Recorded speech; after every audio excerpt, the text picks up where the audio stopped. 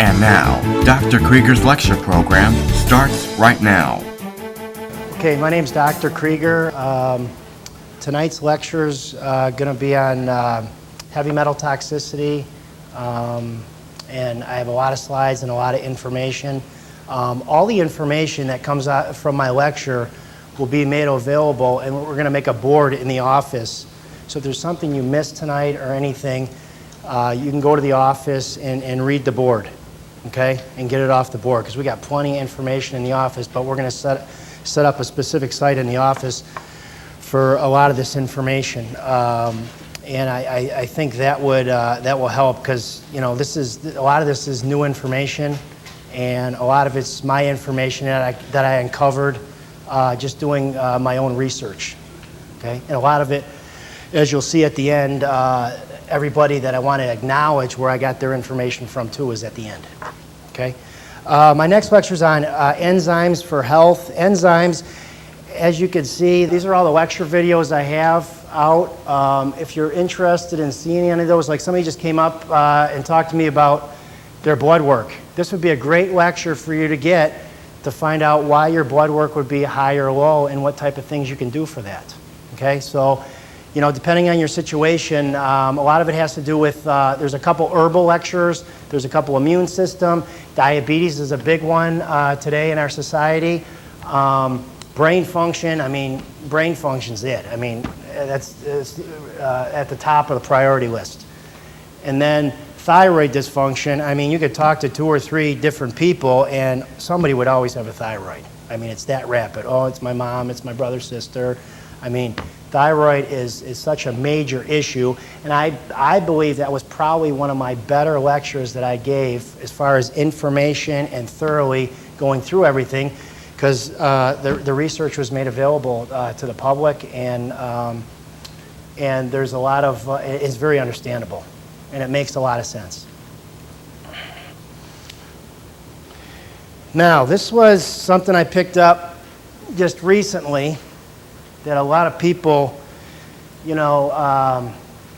lot of people would question as far as a treatment strategy, especially being in America. We're supposed to, have a free country. We're supposed to be able to weigh information, educate ourselves, make informed decisions. And here is a 16-year-old cancer patient that went through chemotherapy about a year ago for leukemia and was bedridden for almost 2 to 3 months, sick, decrepit, dying.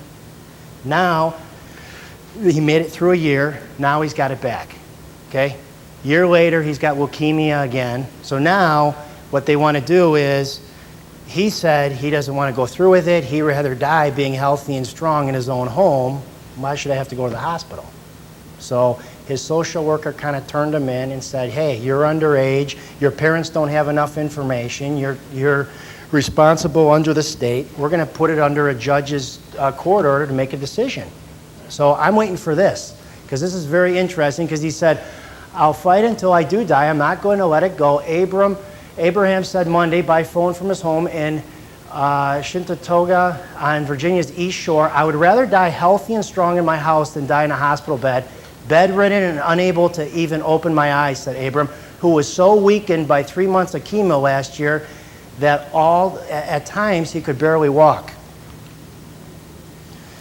He refused a second round of chemotherapy when he learned earlier this year that his Hodgkin's disease, or leukemia, is a form of leukemia, a cancer of the lymph nodes, was active again, choosing instead to go on a sugar-free, organic diet and take herbal supplements under the supervision of a clinic in Mexico. A social worker then asked the judge to require the teen to continue conventional treatment. Parents don't always know what's medically best for their children. I think that's a really, really, really bad statement. Yes, it is. Okay? Said Art Kaplan, chairman of the Department of Medical Ethics and director of the Center for Bioethics. All you do is have to show me the statistics on leukemia and the treatment choice, and we'll see what the statistics say on how well your cure or your treatment goes. Just show me the numbers. The numbers aren't very good. That's why they want to come up with the numbers. They'd rather blame it on say, hey, let's let this authoritative figure, they know a little bit more. Well, we can all look at the numbers and see what's best for us when it comes to this type of situation. So parents don't always know. At the end of the day, the government's obligation is to protect the interests of those not quite old enough yet to really make their own choices. If this was a 25-year-old who said, I didn't want to do this, there would be no case, no issue, no story. So I'm waiting to see that. That was just July 24th. Now, then I glanced across this one. I'm like, wait a second. The Environmental Protection Agency gives a grant to leukemia cluster study. They found, it says, researchers with the Little Rock-based institute plan to build on the results of the CDC study, which identified several contaminants in the Falloon area, including arsenic, antimony, cobalt, tungsten, and uranium. A professor with the Institute of Pediatrics Department who will head the study. We remain hopeful for that research will provide us with vital information to understand leukemia cases in Falloon. Okay, so we got leukemia again. Now, what we're saying is that it may not be a single metal. Okay, we're going to be talking about metals today, toxicity, heavy metals, and we're going to talk to how it affects your body. It says a single metal, it might not be a single metal, but maybe cumulatively the exposure reached a threshold that precipitated the leukemia or caused the leukemia. Researchers would take blood samples from families in which a child was afflicted by the disease and from families in which no child had leukemia. Now, this is very important because this tells you that they want a direct exposure. Ground to mouth, air to mouth, some direct exposure where this child was playing on this playground or they live next to this toxic waste dump. But if you look further down, it says when a cancer occurs that early in a child's life, it's likely that there was a maternal exposure, that there was damage when the mother was pregnant, said Senator Harry Reid, that secured the funding for the study. It is critically important to harness the expertise of outside specialists to investigate the cluster and the retention of Dr. James in an important step effort. The families deserve no less. Okay? I brought this up because you got a kid before that's under court order that has to take his chemotherapy for leukemia, and now you got another case of a cluster in a certain part of the country where there's leukemia again. Okay? If you notice these leukemias, you could pick up that a lot of them are toxicity issues. Whether it was from in utero, from the mother passed on to the child in utero, or a direct exposure from some type of environmental contaminant.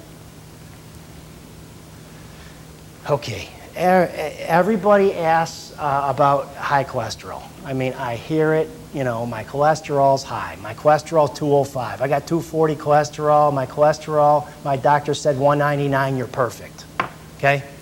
I mean, they look at these numbers. I put this up purposely because cholesterol is not a major issue for death. Okay? It's not.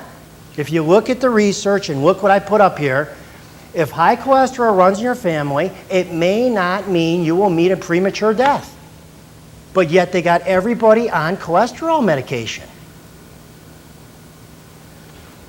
Researchers from Netherlands examined 200 years, that's an epidemiological study, worth of birth, marriage, and death certificates in a family with a history of high cholesterol.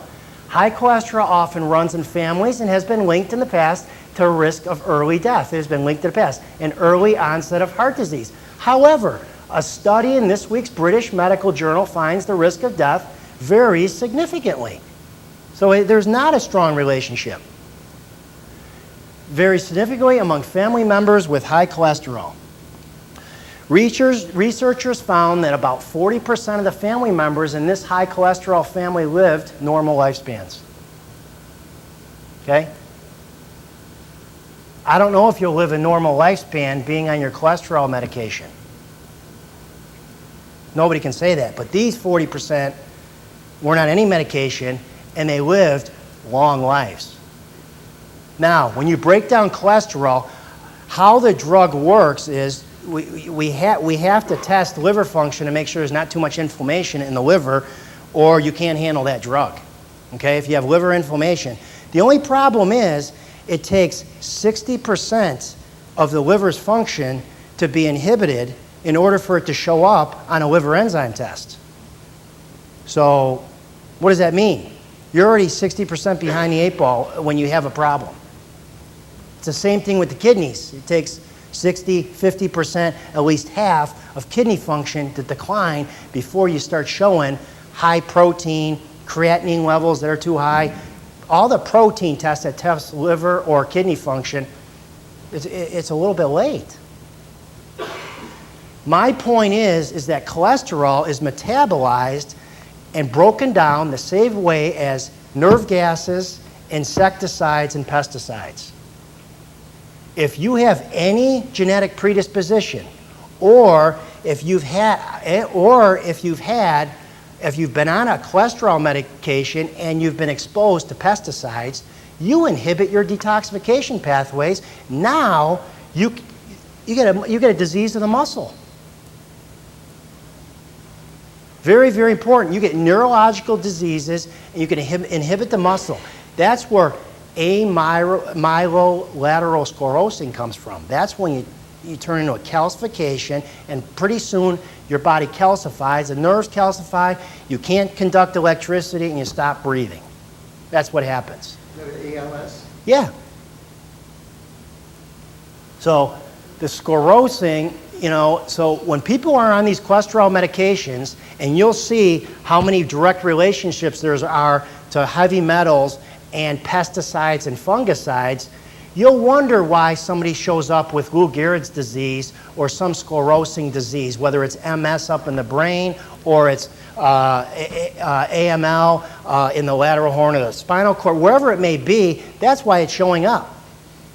So you better think twice about being on cholesterol medications, especially if you live around an area that's toxic, or if you spray your house or your lawn, or you're in an occupational area where there is toxicity or exposure.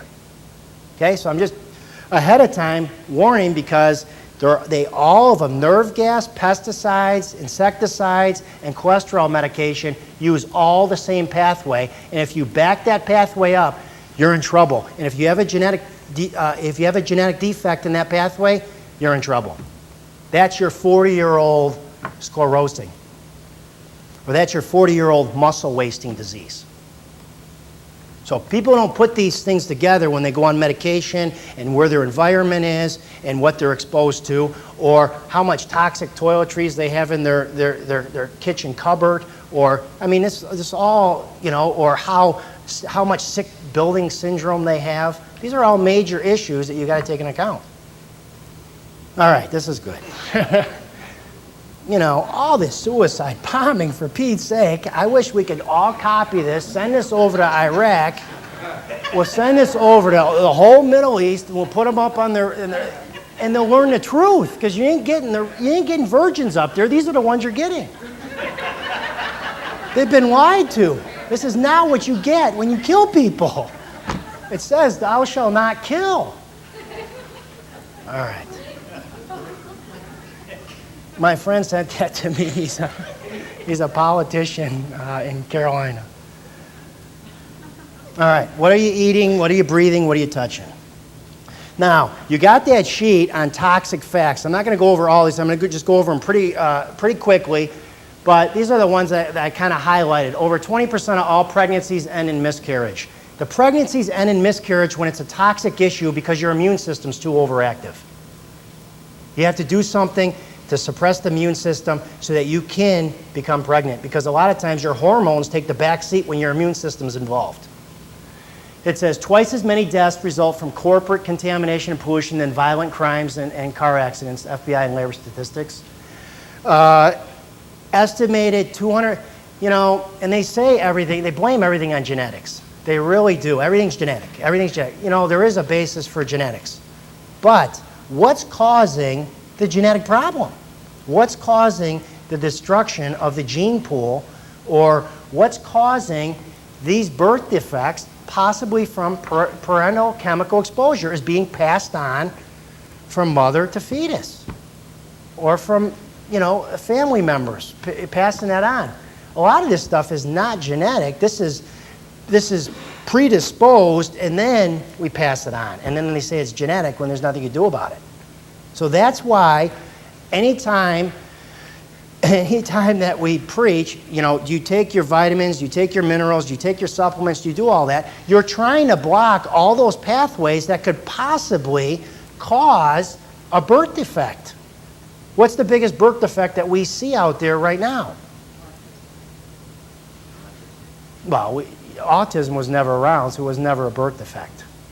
Autism, you're probably right, but what's the one? Neural tube defects, spinal cord defects, folic acid. Everybody's like, are you taking enough folic acid? Everybody's got folic acid on their mind. There's so many other things to look forward to. That just blocks one of the genetic defects, spina bifida, neural tube defects, cephalitis, all that stuff. So birth defects is a result of parental chemical exposure. How much are we exposed to? In this, I didn't really pick this up too much because I like to think about different scenarios, but firefighters, according to the research, have the highest level of genetic defects in their children because of chemical exposures. They have the highest rate of heart disease. The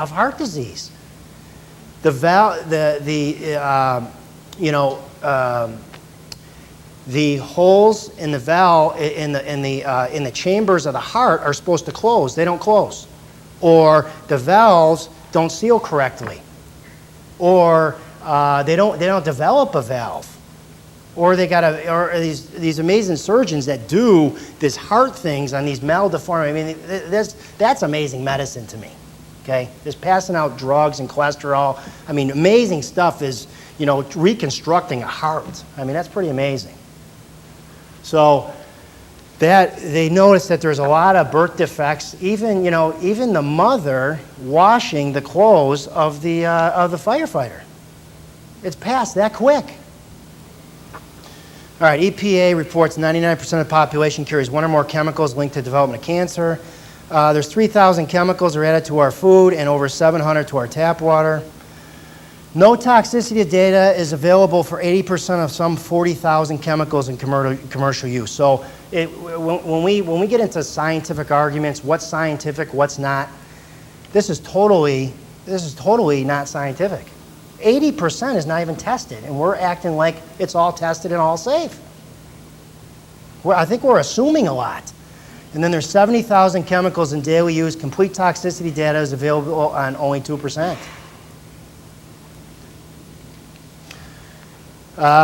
Total number of pesticides in groundwater, I don't know what happened there. Researchers at the University of Minnesota had discovered that synthetic pesticide poisons triple the rate of non-Hodgkin's lymphoma. They found a high rate of chromosomal breakage in farmers who apply these toxins to their crops. And then toxic chemicals cause 98% of all cancer. So what do you think would help prevent 98% of all cancer? Nutrition, blocking the pathways so that your body doesn't pick up and hold these chemicals. Americans will get cancer 1 out of 2.5. I never said it. I never saw a 2.5 person. 2 people in 1/2. I don't know. You can make statistics say whatever you want. And they do too. Neurodegenerative diseases such as Parkinson's disease and Alzheimer's disease have been linked to toxic chemical exposure. More than 20 million Americans work with chemicals known to cause nervous system damage. And there are 500 chemicals in the human body that was not present in 1920.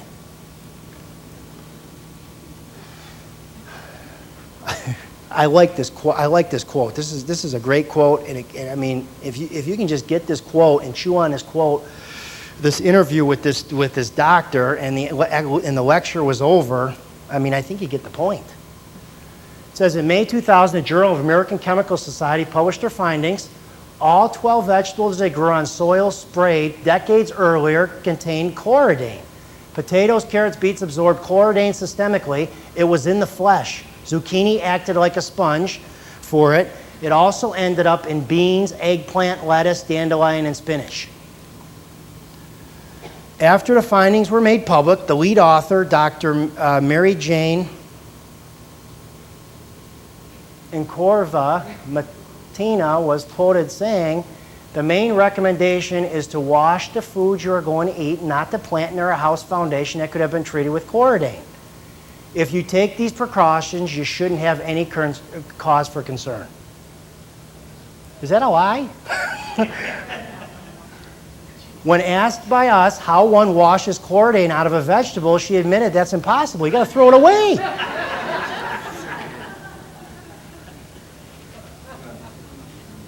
She got trapped. All right, heavy metal toxicity can result in damaged or reduced mental and central nervous system function, low energy levels, damage to blood composition, lungs, kidneys, liver, vital organs.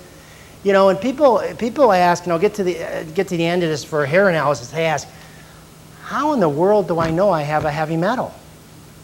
I mean, really, the true way to know you have a heavy metal is to take a piece of your liver, take a piece of your spleen, take a piece of your brain, and grind it up and look at it under a microscope. How practical is that? And how specific is that? It's not.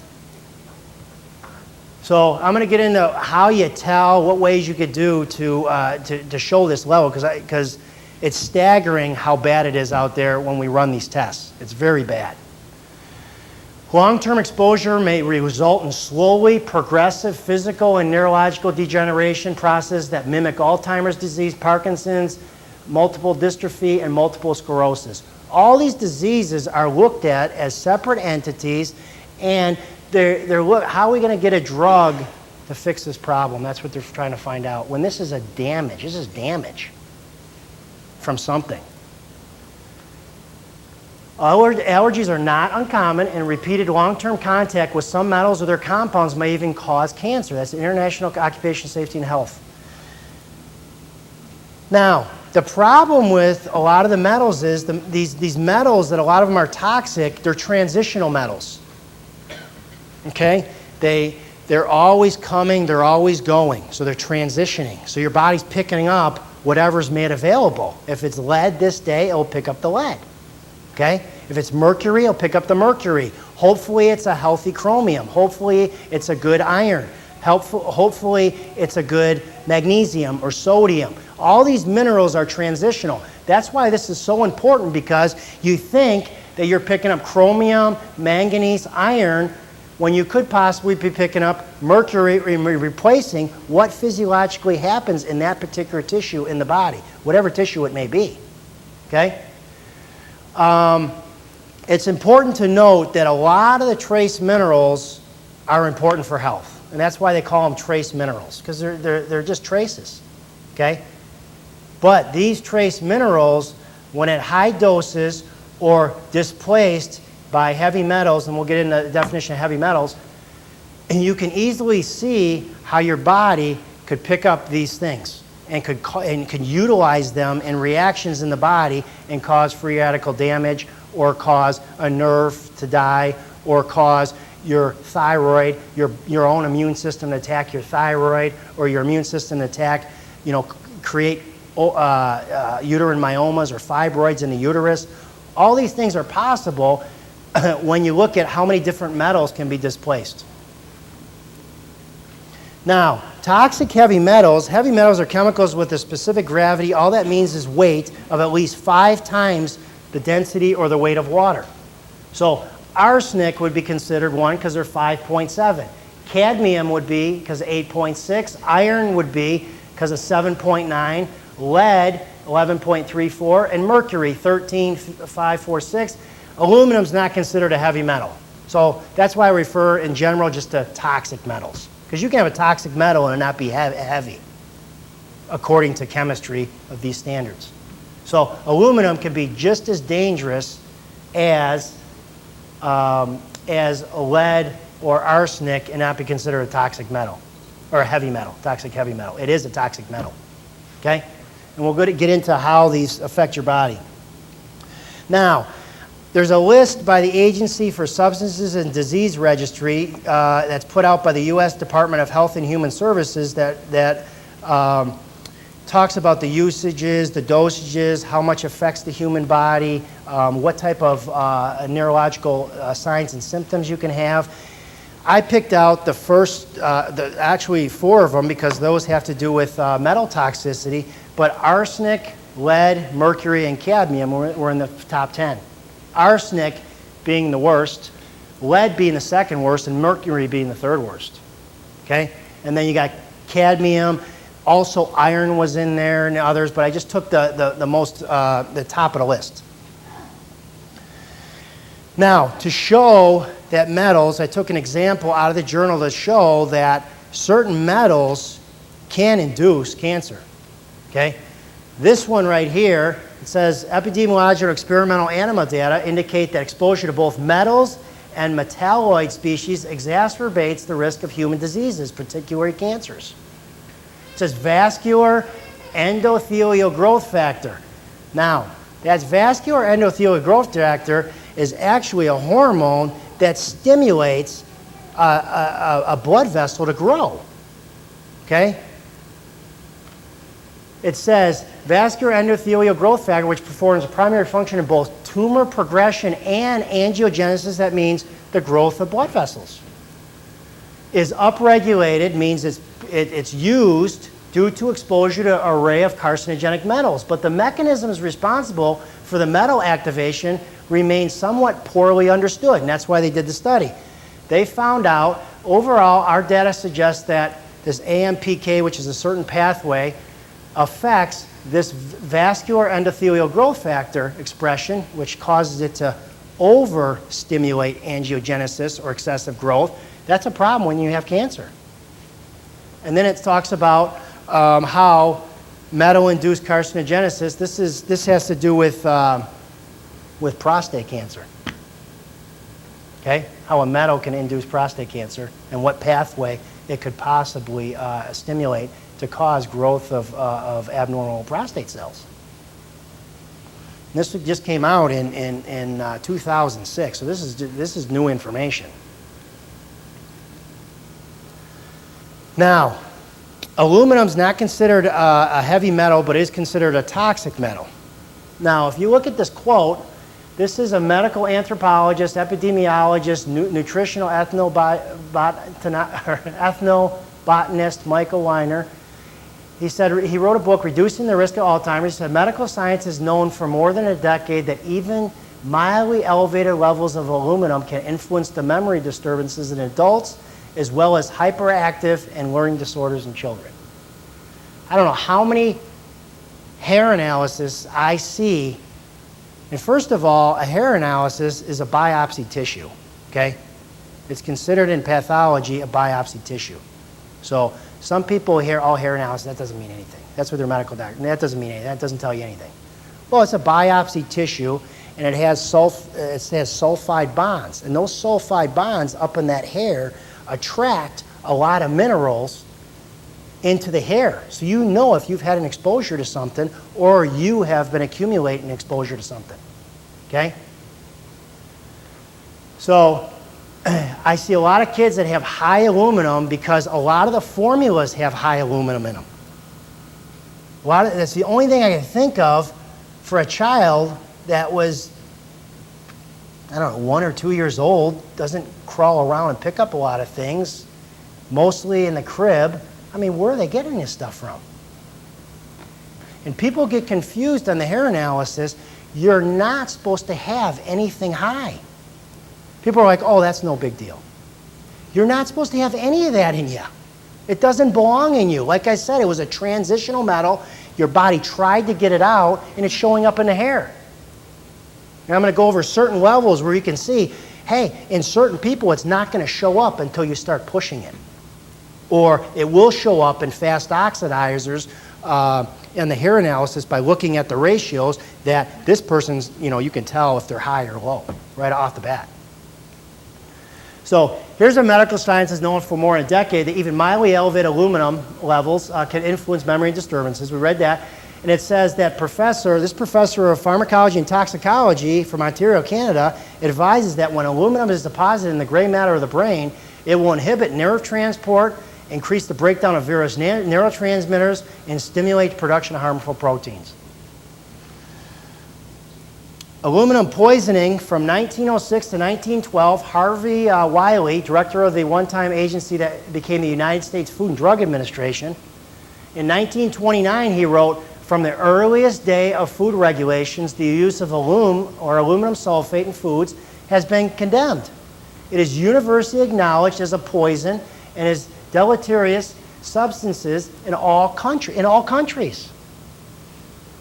Today, 64 years after Wiley published those words, aluminum is still used in water purification and for other sensitive consumer applications. Here's aluminum, a lot of times where it's found and in different ways that you could pick it up. Baking powder, emulsified in some processed cheeses, table salt, bleaching agent, even in your salt and pepper shaker as an anti-caking agent. Buffered aspirin. I mean, if anybody's on aspirin, aspirin and non-steroidal inflammatories kill 16,000 people every year. I mean, that's a huge number for something that's over the counter and it's considered perfectly safe. That is not safe to be swallowing aspirin, let alone buffered aspirin, that could potentially cause a hemorrhage. There's not one person that would disagree that when it hits that stomach, it will cause a hemorrhage. It's just when is it going to be caused? Aluminum, Alzheimer's disease, senile dementia, sometimers. Now,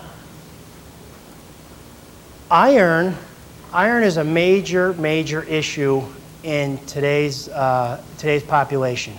They figure 1 out of 250 people have hemochromatosis, mostly on the male side. Right now, there's about 1 in 10 that have a recessive trait to hemochromatosis. Hemochromatosis is when you build up a large amount of iron and your body doesn't have the capacity to export it out of the body and get rid of it and break it down. Okay? That's why iron supplements, on men are so traumatic. This is why they think most women live longer than men when it's compared to heart disease, because women have a period every month. They lose their iron, they lose their metals, they lose their sources of those transitional metals, every month, which is a major good issue. Okay, they're 4 times less to get heart disease, they believe, because of that female hormone system set up that way. Now, you lose that when you have a hysterectomy. So when women come in and say, "Well, I'm sick of this. I can't handle this," I understand. It's a problem. I've heard the problems. I've never experienced the problems, but I've talked about the problems.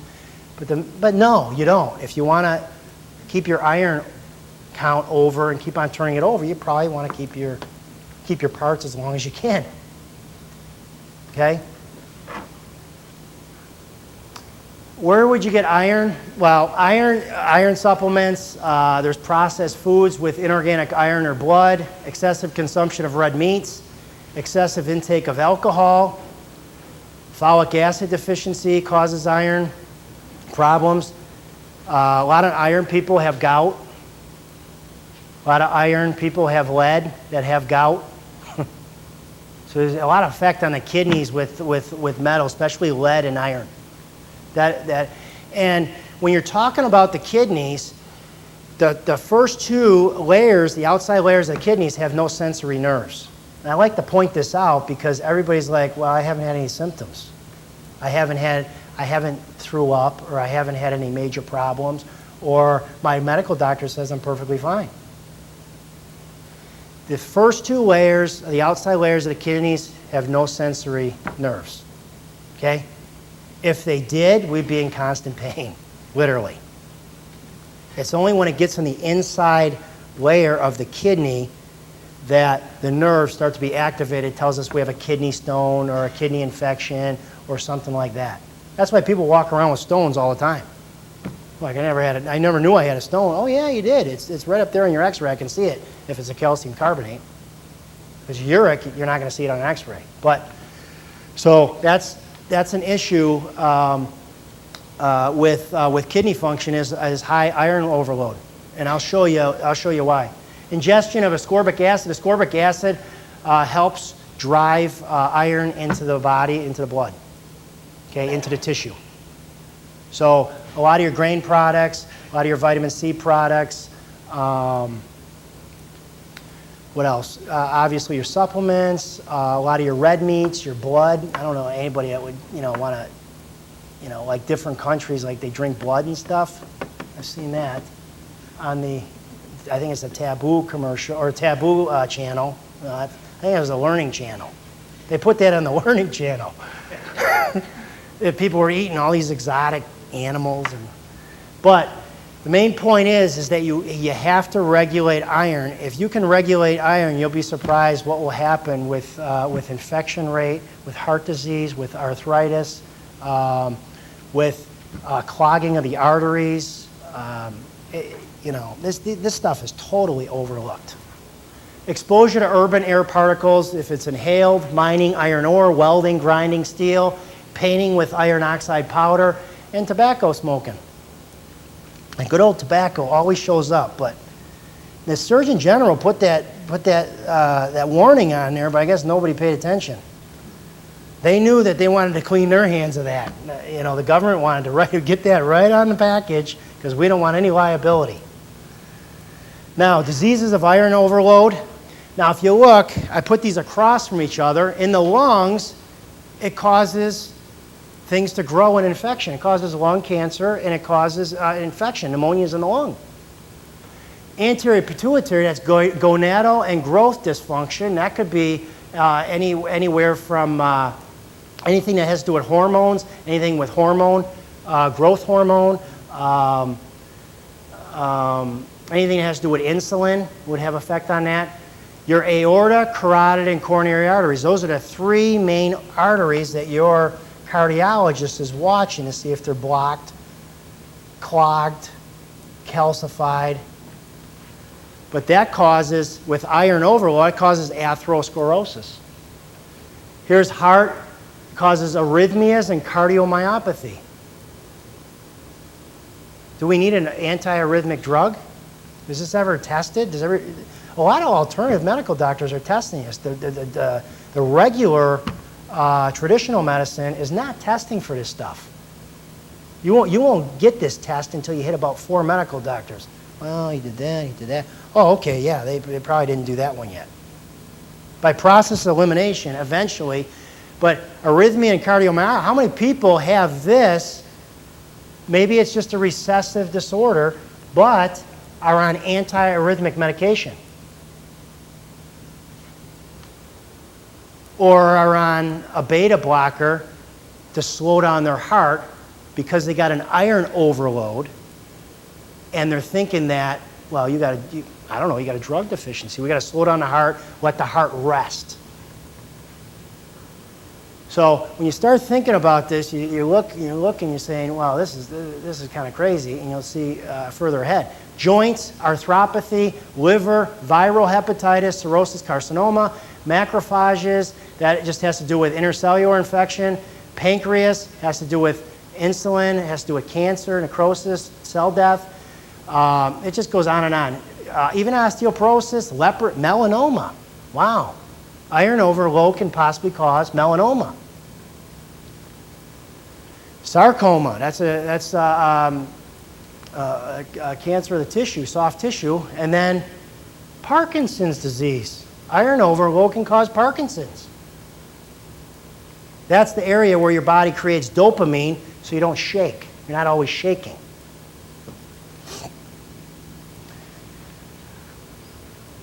What would be ideal? Well, you try to find something that you can wash the iron out of your body, maybe once a week. If you have a problem, maybe every day until you get it under control. But they're trying to find natural resistance iron infection, a challenge for clinical medicine. If you jump down here, it says the challenge for clinical medicine is to reduce or eliminate the presence of freely available iron in clinical tissue. In injured or low oxygen tissue, treatment with Hyperbaric oxygen might prove very useful by increasing tissue oxygen and restoring normal bactericidal mechanisms in tissue fluids. Might be a huge benefit. It might not. But why don't we just go after the metal? Why don't we just take it out? Reduce it to the least we can. It says right here, natural resistant infection, which does not depend on antibiotics, is a powerful protective mechanism common to all mankind that has been responsible for the survival of our species during countless millennia in the past. The normal function of this complex of these cells and tissue fluids entirely depended on extremely low level of free ionic iron in the tissues. That's how infection starts. This is all the different infection processes that could form from iron levels being too high. Here's your fungal, candida, cryptococcus, histoplasmosis, all these. Protozoas, gram-positive, gram-negative, all these infections just because they're stimulated by excess iron in the body. Don't think your minerals aren't important or what you're getting, because your body in this type of environment doesn't have that much capability to, we know that because the cancer rate's 1 in 2.5 people, have the capability to regulate and get these things out of your system. That's your responsibility. Your body's already doing the best it can. So what you pick up, how you handle this is totally in your court. Here's another article that came out, Molecular Mechanism of Iron Uptake by Cells and Use of Iron Chelators for the Treatment of Cancer. Controlling iron, controlling the metals. As such, iron chelators can now be designed to target molecules to induce specific effects, for instance, angiogenesis and metastasis. Metastasis is the spread of cancer from one tissue to the next. So just by regulating your metals or by regulating your diet, we're going to get to that, how you do that at the end. Here's curcumin. Everybody knows we have a product in our office called Vitanox. Vitanox is curcumin. It's turmeric. It's got rosemary in it. It's got a couple different things. But that product was named because of its antioxidant effects. Well, if you look, curcumin interaction helps manage copper and iron pickup from the gut. So if you have a problem where iron or copper, because I'm not going to talk about copper, it's a totally different issue. But if you have an iron problem or iron loading problem, and you take that to block the absorption of iron or too much iron into the body. So anybody that has this situation, it says curcumin and its metabolites can attain these levels in vitro and suggest physiological relevance. They can stop neurotoxicity by blocking metal chelation. They're a chelator. They're not effective as much for the blood, but they'll stop you from picking it up from your gut that may cause a major problem if you have a cancer. So it says, since curcumin more readily binds the redox active metals iron and copper than zinc, curcumin might exert a net protective effect against, this is the alpha-beta protein that builds up in your brain that causes Alzheimer's or Alzheimer's. So curcumin blocks that. So people ask, well, why do you give Vitanox? Well, it helps process some of the chemicals out of the body, and if you have one of these things that are causing that, maybe from a minor stroke, which is called a TIA. The biggest problem with TIAs are, a lot of times you can get the motion back. You'll never be the same unless it's the blood. When you have a TIA and you have a blockage somewhere, it's the time after the blockage where the blood goes to that area that was blocked off that causes all the damage. It's called reperfusion injury. That would help in this situation because all our blood has iron in it. Okay, and I'm going to get to a way that you can help that if you've had a heart attack to help support your body and to help regulate those things. And I'll show you how. So now, there's a discovery. Let me go forward first. There's a discovery. I want to put this because I can't pronounce these guys' names. In April of 2004, a team led by Stephen Epstein of the Washington Hospital Center in Washington, D.C., using tests developed by doctors Krygier and succeeded in showing a link between the presence of a bacteria and high levels of coronary calcification in the patients. Okay, this was discovered probably, I think, in like 1986. This scientist here from Finland, he's been studying this. He's been using different tests to tag this certain bacteria. But this bacteria, if you read this book right here, it's called The Calcium Bomb, the nanobacteria linked to heart disease and cancer. If you read that book right there, if you have some time, that's a good book to read because calcification of the arteries is never dealt with. It's never dealt with. When's the last time a doctor for somebody with heart disease, okay, this is your pill for calcification? It's not going to happen. The normal process of aging in a mammalian or a human is you pile up calcium. That's why men turn to stone. Women lose their calcium. Men get stiff and tired. Women just deposit it in different areas of the body. Men deposit it along the arteries, in different endocrine glands, prostate gland. So there are some variations how men and women are different, but the point of the matter is that the calcification eventually becomes a cause and not an effect. It's not the effect of something. Yeah, it's the effect of the bacteria, but now you're left with a cause. Because when you have calcium in your arteries or places it doesn't belong, you always have the tendency to have a coagulation problem in your blood. So these two researchers found that there's a bacteria that has been in most of the vaccines. It's been in immunoglobulin, which is there's certain globulin proteins for your immune system that they give patients. That bacteria has been in there. And the bacteria has been in milk products. So people wonder, why do I have kidney stones? Why do I have a parotid stone? Why do I have calcified arteries? If it has to do with something that, and your cardiologist is not going to pick this up on a scan because it could be at a low level. It's just not going to pick it up on an angiogram, they call it.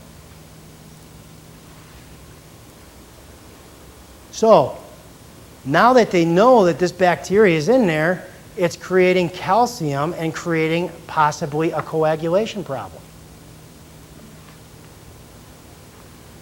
That's how coral's made. There's certain bacteria in the water that make coral, not the calcium, but coral. It's a hard calcific thing. But this particular bacteria is calcium phosphate apatite or calcium phosphate crystals. I'm not talking about calcium carbonate that can form from other infections, but this is calcium phosphate specific to this calcification.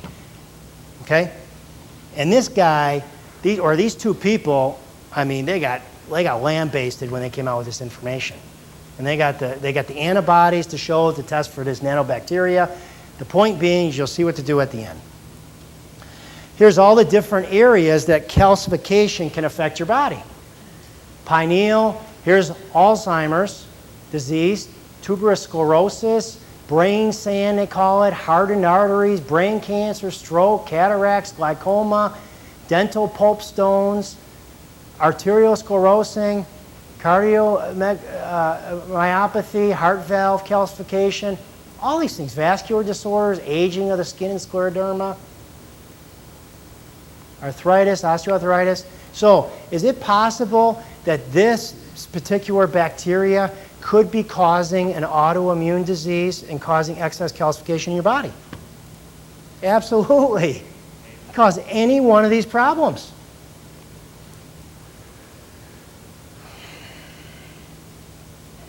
I'm not going to get into that one.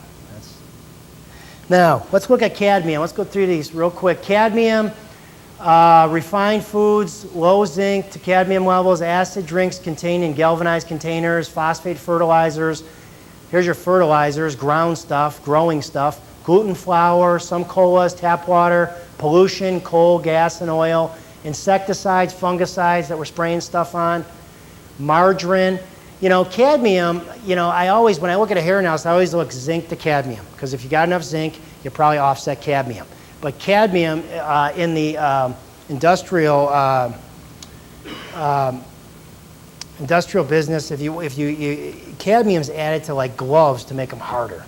That's why cadmium's such an issue for blood pressure and kidneys, because it can harden your arteries and cause your arteries to be less elastic, so that now you can't regulate your blood pressure, and your blood pressure has to stay up high all the time, because that cadmium could affect how your body releases a certain gas, nitric oxide, that causes a hormone to relax and dilate the arteries. All right, tobacco smoke, cigarette paper, zinc, lead, cadmium batteries, cadmium plating, all that. Grinding amalgams. Here's cadmium, some of the things that are associated with, you know, I would say essential hypertension. We don't know what's causing your hypertension, mister. You probably got heavy metal. Renal dysfunction, atherosclerosis. I should probably put in there arterial. People don't know the difference between arterial and athero. Athero is you start building up a plaque. Arterial is when your arteries start getting hard. So there's a big difference there, but they can both cause your body to lay down a scab or a plaque to help mend something, but then all of a sudden it turns into a blockage. Target organs, liver, placenta, kidneys, lungs, brain, and bones. I love putting this up because this is all the attention deficit, all this stuff with, temper tantrums, outbursts, all that. The scientists discover a link between violent behavior, chemical imbalance in the body that can be treated by diet. It raises the possibility of treating antisocial individuals with special nutrition. Okay? It says scientists believe such minerals influence behavior because the body uses them to make chemical transmitters in the brain. Said zinc deficiencies in juvenile offenders were also found in an unpublished study in Britain, and said Dr. Neil Ward, a senior lecturer in analytical chemistry at Surrey, we think that is a direct result of exposure to heavy metal toxins such as cadmium, lead, which prevent the absorption of zinc. People we studied had poor diet with excessive amount of sugar and alcohol, which is also known to reduce zinc absorption. Stephen Schoenthaler, a leader and authority at California State Institute on the role of diet and criminal behavior, said Walsh's conclusions were plausible. He is more right than wrong. This goes on to say that preliminary experiments have shown that altering the diet of violent males can improve their behavior. It usually takes 2 to 3 months to overcome the copper-zinc imbalances. Copper, zinc tend to be concentrated in the hippocampus. Okay? That's where all your stress control and emotional control come from. That's why you don't want kids in a high soda pop, high carbohydrate diet. It doesn't matter if it comes from fruit. It doesn't matter. It's sugar. Arsenic. Arsenic's the big one. Arsenic is the number one heavy metal toxicity problem in America. They used to use arsenic. I had a patient that he was in the Vietnam War, and they used arsenic to deparasitize him. Because arsenic is very strong. I mean, if it kill a parasite, it'd probably kill you too. But he had, when we got his hair analysis, I didn't know this, but I said, God, is somebody feeding you rat poison, or is there a reason why this is in here? But he was totally off the chart. Seafood, shellfish, cod, haddock, water, medications. Medications, I put blood here because a Coumadin causes high arsenic levels, rat poison, traces of it in there.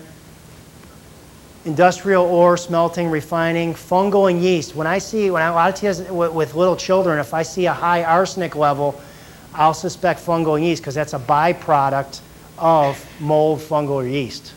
So if you have that, you'll probably go on a, something to support your immune system for yeast or fungal or candida. Wood preservatives, Paris green, fungal, and then here you go with your fungicides, rodenticides, insecticides. Target organs are blood, kidney, central nervous system, skin system, and digestive system. Now, they just had a news flash, I think it was 2 days ago, that they tested the soil in Katrina and from those storms, Katrina and Rita.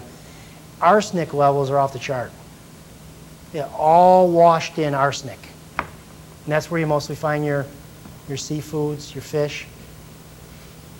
The soil there is so contaminated you can't even grow it. I don't know what they're going to do about it. Lead's a major issue. Lead is a major issue. They had an article, I was trying to find it. It came out probably about 2 years ago, and it had a picture of Detroit. And the picture of Detroit showed every location where there was the possibility of lead. And you should have seen the dots all over the place. I mean, it looked like lasers everywhere because it was that bad. Handling newspapers, catalogs, paint, ceramics. Most of us are aware of that. Lead pencils, lead pipes, solder, vegetables and fruit grown near busy roadways, some wines, insecticides, batteries, processed meats. Lead can cause colic, discolored gums, gout, anemia, seizures, mental retardation, ADD, ADHD, and blood pressure problems. Now, I wouldn't be surprised if a lot of the lead, because it's so prevalent in America, isn't causing all the thyroid problems. Thyroid is a huge, huge condition. Thyroid's a radioactive gland. It's radioactive, okay? That iodine molecule that is used in there, that regulates your whole metabolism, actually burns radioactive material. That's what your thyroid does. So, especially lead, having a propensity to go there is very, very high. Lead toxicity may be one contributor to the Americans' lead problem, is the fluoridation of water. Children's average lead levels were higher in communities using fluorosilica acid or sodium silicofluoride than in communities using sodium fluoride. The percentage of children with dangerously high lead levels were significantly higher in communities using silicofluoride compounds than in any other communities. It says the author note that previous safety studies were done on the use of sodium fluoride, which has been replaced in many communities by silicofluorides. These changes were made without adequate human or animal studies. That was Autism Research Review and International. I put that out. And the International Journal of Environmental Sciences. So the fact that you're drinking fluoridated water from silicofluorides will increase the uptake of lead if there is lead in your water. I'd like to see a nice study. If we all drank 8 glasses of tap water every day and then tested our blood and our hair and our urine and see what happens. Mercury on grains, that's probably the biggest thing with these grains and mildews. And mercury blocks a lot of that mold and mildew. That's why you always want to stay, people stay away from the peanuts, the corns. Those are your moldy foods. Peanuts, corns. With this weather out here and, the chances of you getting it from the grocery store into your house with this type of weather, you're going to get a couple spores. You're going to have mold on your corn. It's going to be so microscopic, but if your immune system's down, you're going to have a major issue. So a lot of times they use mercury to spray on these for a fungus, because it's a fungicide, it kills fungus. Dental amalgams are the biggest cause of mercury toxicity in America, and pharmaceuticals. Psychological dysfunction, undefined vision changes, TMJ, clenching of teeth at night. That's basically your nerves are going into spasm. You got so much the mercury displaces calcium and potassium and different levels that would cause you to not be able to control or just clench up. It's like rigor mortis. Migraine, headaches, problem solving, loss of motor skills. Here's a nice article that I picked out of this Rome, Italy research, and researchers at the University of Calgary said that in people that have idiopathic dilated, which is a bigger heart than normal, which was heart disease or congestive heart failure, they found that with idiopathic cardiomyopathy, they found patients had mercury concentrations 22,000 times higher than in controls. Antimony concentrations were 12,000 times higher, and silver and gold and chromium, they probably had more gold in their body than the bank. Chromium, arsenic levels were also highly elevated.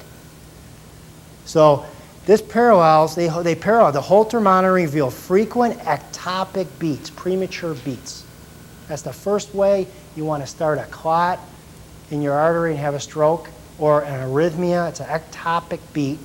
In all the IDCM patients and the ventricular tachycardias, that's the ventricles going into spasm. Tachycardia is fast. The ventricles in your heart going into spasm. And what causes that? They're relating it to mercury. High mercury levels. And this was shown in 6 of the 13 patients. None of the patients had had occupational exposure to trace minerals. Nothing. They didn't have any outside exposure, and they had this high levels in their heart. Ways you could tell that people have chemical sensitivities and allergies: they got shiners around the eyes, usually or they call them allergic shiners. Sometimes they could indicate they have parasites, or a lot of times, and a lot of times the people that have toxicity have parasites. Puffy bags under the eyes, spacey, demonic look.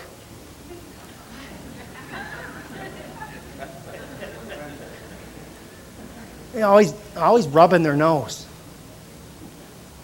Throat clearing or coughing, lip licking, little nervous anxiety thing there.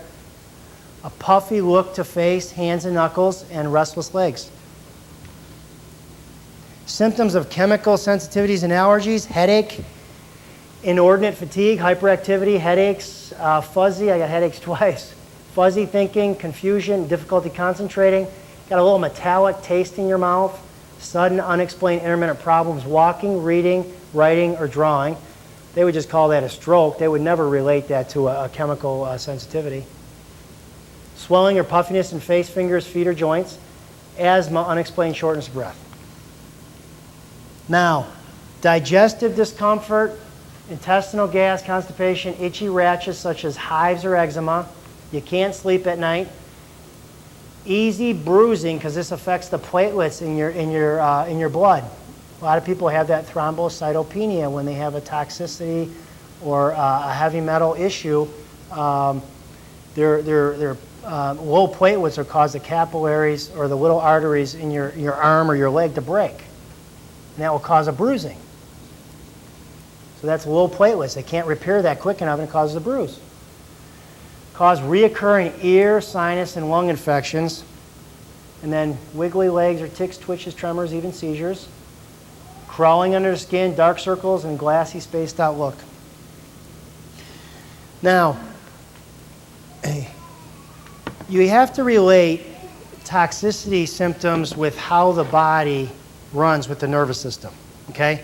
This is a picture that shows how when you have a toxicity problem, what happens is you engage your sympathetic nervous system. Your sympathetic nervous system is your go nervous system. That makes you run fast, that makes you think fast. I mean, it makes you edgy. You're running away from somebody, the fire alarm goes. That's your sympathetic and nervous system. Toxicity does the exact same thing in the body, releasing the same hormones as stress. So they say, well, it's stress. Well, it could be heavy metals causing the stress. Okay? So if you look at this, most people, especially when I look at a hair analysis or see somebody, most of these kids are in a sympathetic, dominant situation, and you could tell that from the hair analysis because their digestion is totally shut down. It's like the old saying, you can't eat food and jump in the pool and swim because you'll cramp up and you'll drown. Because your system can't do this two things at one time in this particular situation that has to do with your nervous system. So you eat, you take a rest for a little bit, you let all your blood go to your gut because it ain't going to go to your muscles if you need to swim, and then later you get into the pool. Okay? That's an example. So a lot of these kids will have bad digestion. They won't want to eat good foods. They'll have attention deficit, ADHD. They won't be able to sleep at night. They'll be edgy. They'll be cranky. These are the kids that have the highest toxicity, and they're edgy and cranky because their adrenals are always in stress, and because they're releasing all these inflammatory chemicals, cortisol, ACTH, and then they wonder why they can't think when they go to school. They just can't think because right now their body has been running on a high cortisol level all the time, and then when they wake up in the morning, you can barely wake these kids up because their cortisol levels are so low and so desensitized that cortisol was named for the cortical centers in the brain to stimulate the brain to think.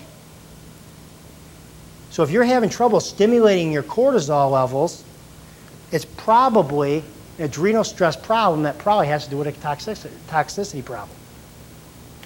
Here's all the things that happen. ACTH, I'm going to talk about that. You get insulin resistance. Your thymus gets suppressed. That has to do with your T cells. You get suppressed IgA. That has to do with the lining of your gut. That causes allergies. You get thyroid underconversion. Your thyroid doesn't work. Your metabolism eventually starts to slow down now. You get detoxification overload, and you get your pituitary gets suppressed. So basically, heavy metal toxicity causes all these problems, IQ in kids. Now, looking at decreased IQ in kids, for Pete's sake, I mean, it is so much better to try to put a kid on a program than to put them on Ritalin and Concerta and all these things. You're always better off removing a lot of the toxicity problems. You're always better off. Okay? A lot of times, you're going to hit it right on the head, as I have with a lot of kids that have these ADD and ADHD kids. Nervous system disorders, depression, fatigue. I mean, this is all your adrenals. They go into stages. They get overexpressed. Then they get exhausted, and then they start to deteriorate, and then now you start getting infections. I mean, this is a pattern that's put out. And the guy that did all the research on that was Hans Selye, and he tracked the adrenal fatigue along its pathway, and you could predict what exactly is going to happen in this person's body. This is the biggest point I want to make today, because as I go further on in the lecture, there's a lot of information, I understand that, but it's all on videotape, so you can take the videotape home or you can read the board. But this is what I've been using to get all the heavy metals out of children's bodies and adults' bodies. This right here is a product that's called detoxamine. It's got 750 milligrams of calcium EDTA that works in your system and helps detoxify the body, and it works in a sequential manner, and I'll show you how it works. But first of all, I wanted to have... Is that 700 milligrams? and 50 milligrams. 750 of EDTA? Yep. Combination? 750 of EDTA. Your absorption rate on that's probably about 90 to 95%. So I'm going to talk about that, but I wanted a patient to come up here that had her son on this, and I wanted to have her explain what happened and what type of changes she saw in her child and what type of problems she had with her child. If you can come on up here, Terry. There we go. We started seeing Dr. Kent and Dr. Krygier when my son was 3.5 years old. He was diagnosed as severely autistic. He had very low IQ. He had a lot of developmental disorders. He had social behavioral disorders. And he was getting to the point where we couldn't control him anymore.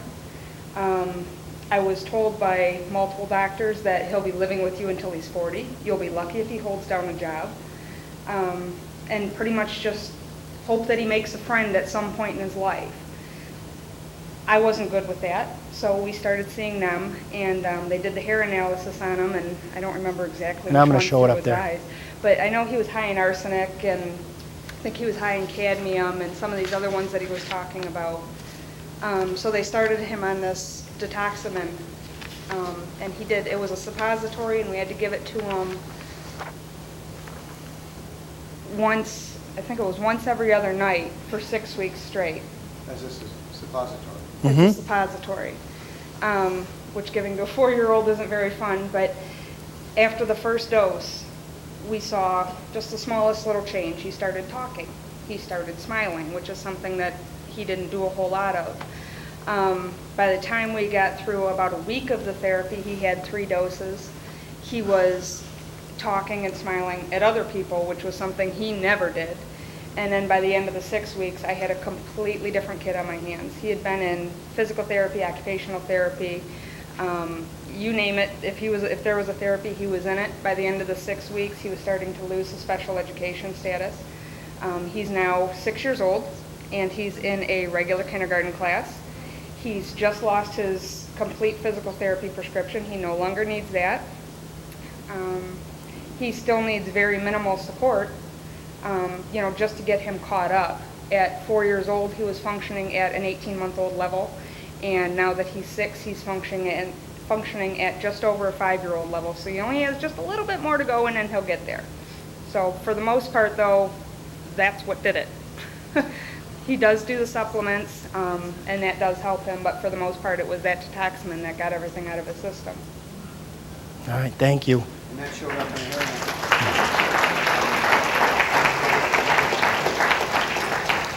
And I'll put the slide up there a little bit so you can see exactly what happened. Now, let's go over a little bit what chelation therapy is and what it's used for. Chelation is the process by which a metal or a mineral, such as lead, mercury, iron, or arsenic, or aluminum, or cadmium, is bonded to another substance, in this case, amino acid called EDTA. During EDTA chelation therapy, EDTA infusion bonds with unwanted metals in the body and quickly carries them away in the urine. Chelation therapy is safe, it's effective, it's an alternative to drugs and surgeries, and is used to treat many illnesses not known to be linked to the presence of toxic heavy metals. Illnesses such as heart disease, strokes, diabetes, circulatory disorders, neuropathies, Alzheimer's, atherosclerosis, adverse reactions to many environmental pollutants. EDTA, 750 milligrams of calcium EDTA. EDTA itself is used as a suppository. The reason they use it as a suppository because it's absorbed through the high part of the rectum, the low part of the colon, to get quickly into the body and turn over very quickly so that you can actually use a dose and it could be a lot safer for the liver and kidneys. So you don't have to worry about liver and kidneys. And a lot of these kids, I'll put them on one every other day so that the toxicity won't be that high and you won't see so many changes, because sometimes you could see a blood sugar drop or some other issues, but as far as I'm concerned, you'll see the safety record and all that. There's nothing you have to worry about with children, and it is definitely recommended for any children that shows any signs or symptoms of ADHD or anything listed that we already talked about. It says that it goes through, the rectum has a normal pH and is not acidic as the stomach, which allows for a high EDTA absorption. A lot of people take oral EDTA or oral chelating agents. A lot of that absorption is diminished because of the pH in the stomach. It shows that detoxamine will chelate areas of the body no other chelation method can. It's picked up very quickly by the lymphatic system. And the lymphatic system, if you see any anatomy books, lymphatic system and the blood system run parallel. So anything that your blood does a very good job of trying to keep a nice balance with any toxicity that's in the blood. It will push it out into the tissues, which is the lymphatic system. Okay? And then it will go through the liver and the whole lymph channels, and then You know, if your body can't handle it, then you'll pick up an infection. Now your lymph nodes will swell, and I mean, there's a whole scenario. But the basic point is that the toxamine introduces the calcium EDTA into the lymphatic system, and in some cases through the vena cava, which is part of the system, the venous system. And the lymphatic system is your body's secondary circulation, and in fact, it holds 80% of your body's antioxidant capacity. So that's where most of this is going to take place. Now, if you look at this, this came from the critical stable constants. This is all chemistry stuff. But basically, what this is telling us, there's an order to how this detoxamine works or calcium EDTA works. If you look at this, iron, mercury, copper, lead, zinc, cadmium, and aluminum, all those are the first choice priorities that the body will use. There's a higher order that goes according to the highest valence that's happening or the highest log of these specific minerals. This is iron, this is mercury, this is copper, this is lead. So if you look at mercury and you look at calcium, you almost have 10 higher points. So it's not going to chelate your calcium unless you get the mercury out. Okay, so it's going to go in an order. So you don't have to worry about all the toxicity issues. And that's why they put it in a calcium form. There's a lot of people out there that are using magnesium EDTA. Very difficult to keep the pH normal in the blood and absorb as much as you can with the calcium. There's some chemical changes that are in depth, but according to the research, the calcium is the best way to do it, and it's the safest. Now, there's a word, I don't know if anybody's heard of serendipity. It's very tough. It's been over this type of therapy has been used by alternative as intravenous chelation or chelation that you go to a doctor's office and he puts a needle in your arm and he runs the calcium EDTA or the sodium ETA. Sometimes they use sodium EDTA. But they run that through your system. You sit there for a couple hours and then you go on your way, you leave, and then you come back. Well, this has been practiced on probably over 1 million people, and a lot of people are using it for different reasons. But basically what we're using it in our situation is for heavy metal toxicity. But what happened was serendipity basically means that you didn't mean to come across something and you learned something. Basically, God, I can't believe, it's kind of like with penicillin. I don't know if anybody's heard the first story of how penicillin started, most of its research, but there was a guy named Alexander Fleming, and in 1928, he had a petri dish of staph cells, okay, bacteria, and he was trying to find something that would kill staph, okay? And he left the petri dish, and he decided to go on vacation, and when he came back, he noticed in the petri dish, there was a little mold spore there, and there was no staph around it. And he's like, wow, this is pretty interesting. He learned it serendipitously because the wind blew in the right direction, it hit the petri dish, and now there was no staph around the mold, and that's where basically we got a lot of the antibiotics from penicillin. So that happened serendipitously. They didn't mean it to happen, but that's the way that happened, and then he started playing with it and doing dosage, and eventually, so what's the moral of the story? Go on vacation. Things happen when you're on vacation. So that's where that word, it's called science serendipity. It means the discovery of some important scientific fact by accident or sagacity, which was not the original objective of the quest. And I had to put this up here because right now, to study this type of therapy that's being used would cost over $250 million. Just to get it out to the public, get peer-reviewed journals. There's private studies that have been done. There's situational studies. There's smaller studies that have been done. But I'm looking, I'm saying, wait a second. All these great things are happening. it's helping people. It's doing what it says it does. It's even doing more than it says it does. And I'm like, there's no research on it. I'm like, where's all the research? So what I did was I came across a study that I call serendipitously, they drew people's blood and they contaminated it with what I use on kids to pull heavy metals out. Okay? So they took people's bloods. If you look at this study here, it's a different type of EDT, but the principle is the same. It says, we report in 2 cases in which the data marked by low levels of serum iron, low levels of serum calcium, high levels of potassium were inconsistent with clinical states. Re-examination within 1 day showed that all the data were within or close to the reference intervals. These results could suggest contamination of EDTA used in the blood collection tube for peripheral blood cell count in the tube for the serum. So they had a blood sample and they contaminated it with what I'd like to contaminate myself with, to clean my body out with.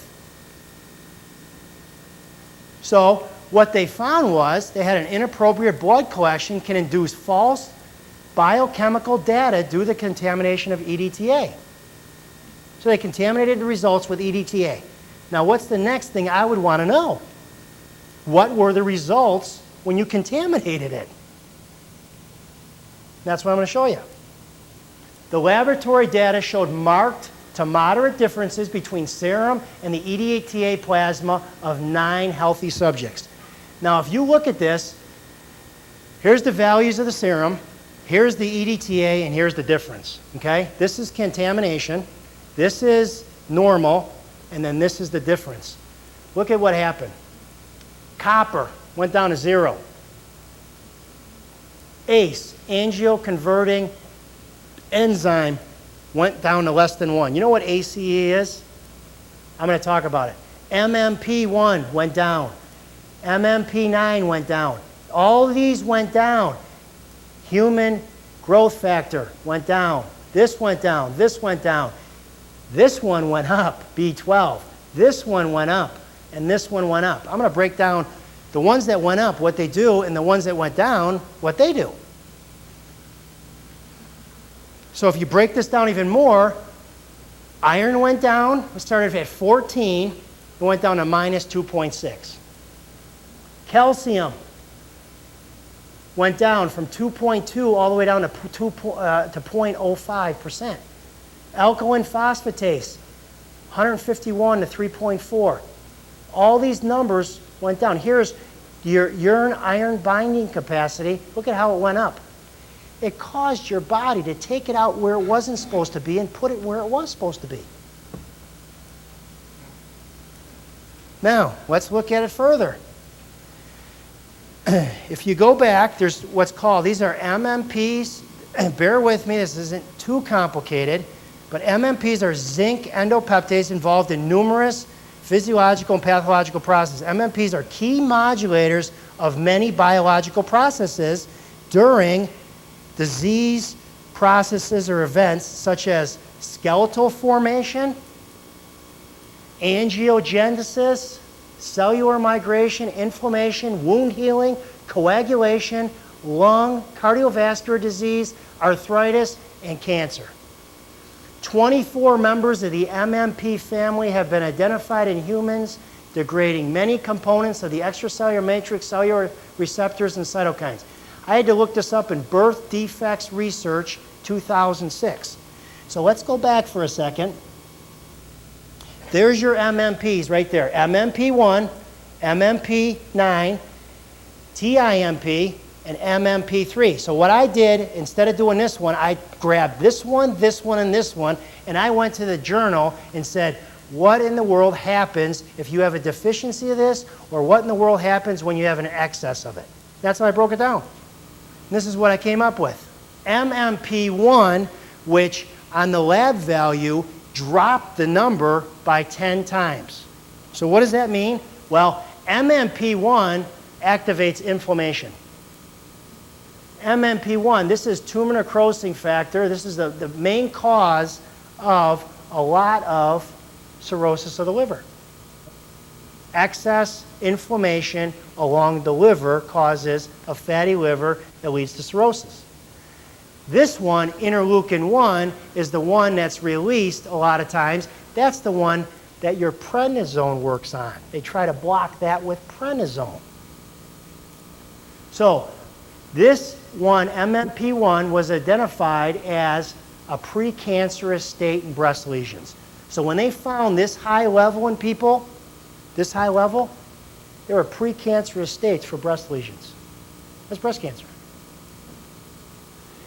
Overexpression of MMP1 disrupted the lung architecture. The architecture is just basically the building blocks of your lungs, and caused emphysema by decreasing this type of collagen that produces the alveolar walls. You know when you have emphysema, your alveolar walls just swell right up, and you can't get the air out of them. That's why people, they breathe. That's why they breathe. They can't exchange the gas. The alveolar, the bag will not contract and expand again. It just stays open. That mechanism that happens is from an overexpression of MMP1. So the major risk for emphysema, cigarette smoke triggers MMP1 expression by pulmonary epithelial cells in a test tube. So that means that cigarette smoke is a predictor for emphysema that causes high MMP1. What did the blood work contaminated with the EDTA tell you? It reduced MMP1. So would I use this in support of somebody that has emphysema? Absolutely.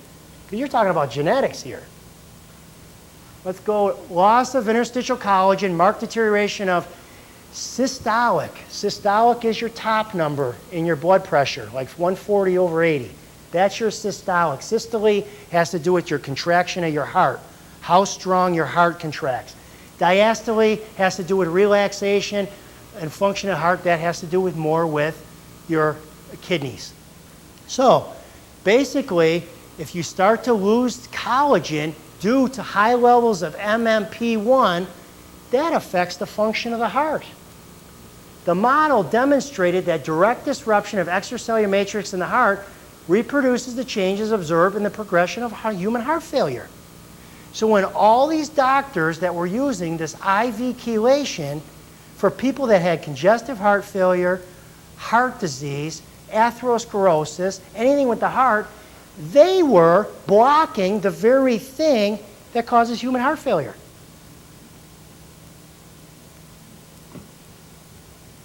Next, MMP3 also went down. This MMP3 does a lot of different things, but I found something very interesting when I looked at the research. It digests collagen number 9. You know what collagen number 9 is? I'm a chiropractor, okay? Went to chiropractic school, do nutrition. Collagen number 9 is your disc. Is your disc. The disc, the protein, the gel between your vertebra in your back. That's your spinal column, your cushion of your spinal column. Now I'm thinking to myself, before I came across this, I'm like, wait a second. They had a testimony of a guy that when he did this treatment for 4 to 6 months, his hip came back.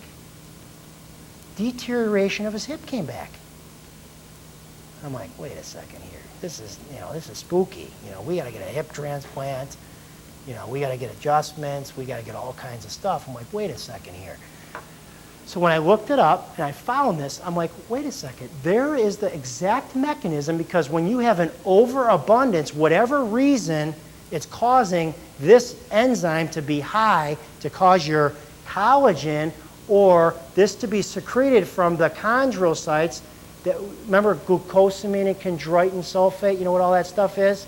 That's what you're trying to do. You're trying to build up. MMP3 breaks down. So it was required, this MMP3 secreted, required for resorption and macrophage invasion. That means your your collagen is too much is being resorbed, and you're putting your immune system in, and you're getting too much inflammation. So you're breaking down your discs. So it says, mice deficient in MMP3 were resistant to cartilage erosion in an experimental model of arthritis. Will this help with arthritis? I would think so, and it will help slow down or possibly grow back a disc. So I looked at this article, and I'm like, well, this doesn't make any sense. But when I read this, I'm like, there it is. There's the research. It only came out, and it just came out this year. One more. MMP9 activates, there you go, inflammation again. Inflammation. This is in asthma patients. People that were deficient in this enzyme that causes breakdown of the lungs, they had decreased inflammation, their bronchi were better, and they suggested it was an important development of airway inflammation after allergen exposure. MMP9 depletion increased left ventricular function. You know what left ventricular function is? That's your muscle on the left side of your heart that oxygenated blood leaves to pump to the rest of your body. So it increased the function of that muscle. So if you had congestive heart failure, or you had a blockage, or you had water, don't you think that would help with you? Left ventricular function and increased neovascularization and remodeling of the myocardium. If you had a heart attack, what happens to your heart? They call it ischemia, right? Ischemia is you had a piece of your heart lacked oxygen and it died. You lack oxygen. Well, when you lack oxygen or a piece of your heart dies, you get necrosis. Okay? Necrosis is you get a dead piece of tissue. And this actually allowed remodeling of that tissue and new blood vessels in there. That's pretty neat. I think it is. MMP9 promoter correlated with a high severity of atherosclerosis. So people that had atherosclerosis had a high MMP9. Well, what do you want to do? You want to block MMP9. And that's what the EDTA does. All right, real quick, also MMP9 has been detected in inflammatory neurological diseases. Mice deficient MMP9 were less susceptible to the development of autoimmune encephalitis or MS. Let's keep on going here. There's one thing, there's a couple that was raised. The EDTA raised this adrenocorticotropin hormone, which is very important for the brain, for brain development, for TIAs, for strokes, for attention deficit disorder. The reason why it is because it helps cells synthesize glucose, break down proteins, mobilize free fatty acids, that's what your brain is, it's 80% fat, and inhibit inflammation in the allergic responses. So that EDTA actually raised ACTH about 3 to 4 times normal levels. It lowered ACE, not ACE inhibitor. I put the definition of an ACE inhibitor. That's what your medical doctor gives you to block angioconverting enzyme in the kidneys. So what happened was that was inhibited, the ACE went down. So it was inhibited. So when you inhibit ACE, what are you doing?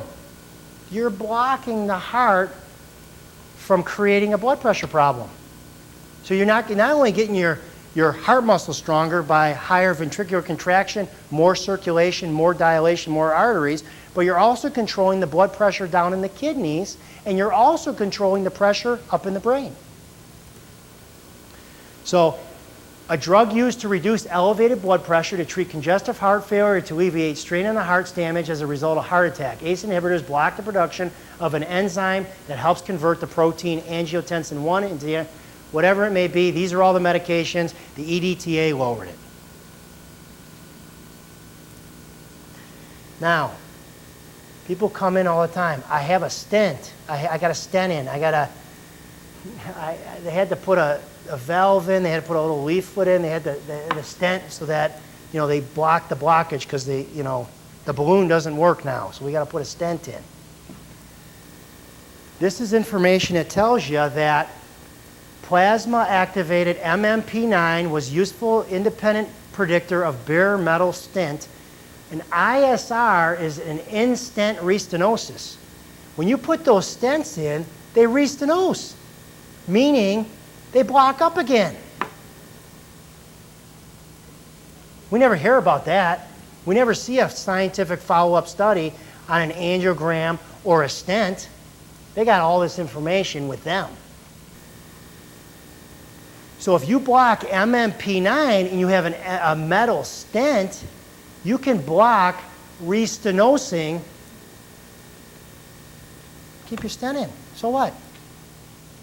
It did something good. It was an acute situation. They needed to do that to restore the blood flow. Let's keep it open.